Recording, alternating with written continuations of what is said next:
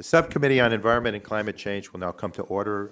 I recognize myself for 5 minutes for the purposes of an opening statement. Today's legislative hearing will examine H.R. 1603, the Alan Reinstein Ban Asbestos Now Act of 2019. And I would like to start by recognizing Linda Reinstein, Alan's widow, and their daughter, Emily, who are with us today. Thank you for joining us, and our heartfelt thanks for being able to carry forward in a really constructive way to respond to a really difficult time for you.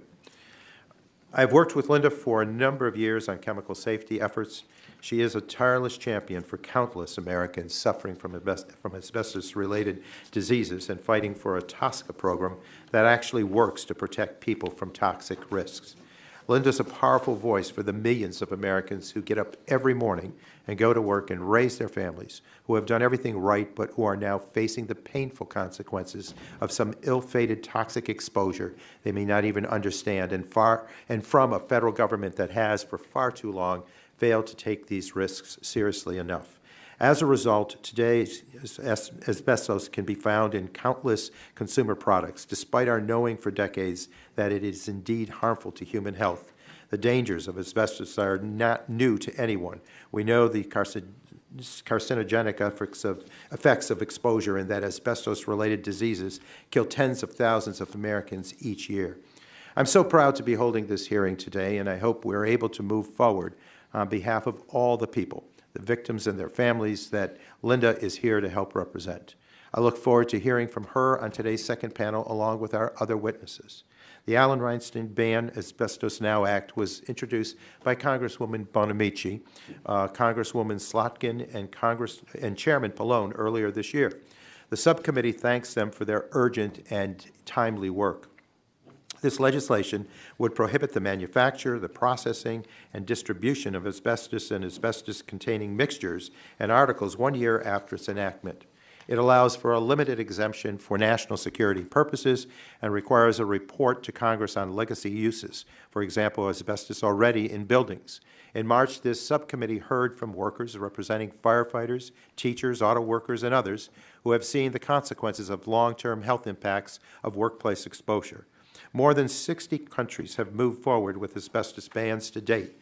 For the sake of our consumers and our loved ones, the United States must do the same. In fact, we have tried to do so in the past.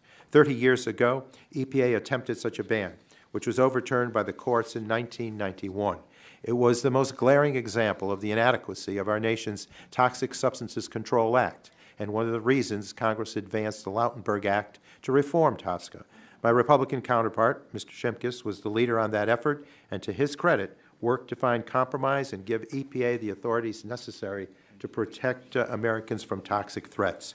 Based on the available public health and scientific data and the heartbreaking experience of Linda's family and hundreds of thousands of others like her, that means stopping asbestos use once and for all. This morning, I suspect we will hear that EPA already has a process underway.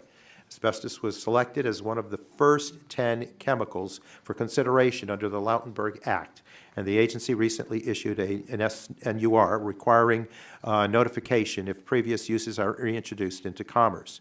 Unfortunately, that is not good enough. I'm sure other members will discuss concerns with the asbestos risk evaluation.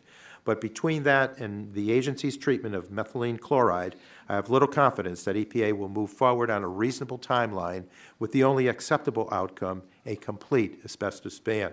We are approaching 3 years since the enactment of the Lautenberg Act, and it is likely a ban, if proposed at all, will take many years to finalize. Congress came together to give EPA additional authorities precisely so that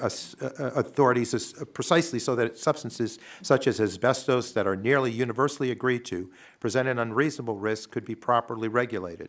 The bill's supporters are right to think that if this is the direction of EPA claims to be heading, we can ensure a ban moves forward with confidence on a certain timeline.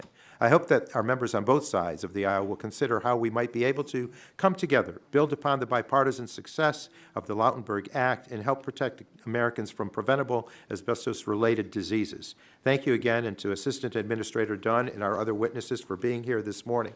I look forward to the discussion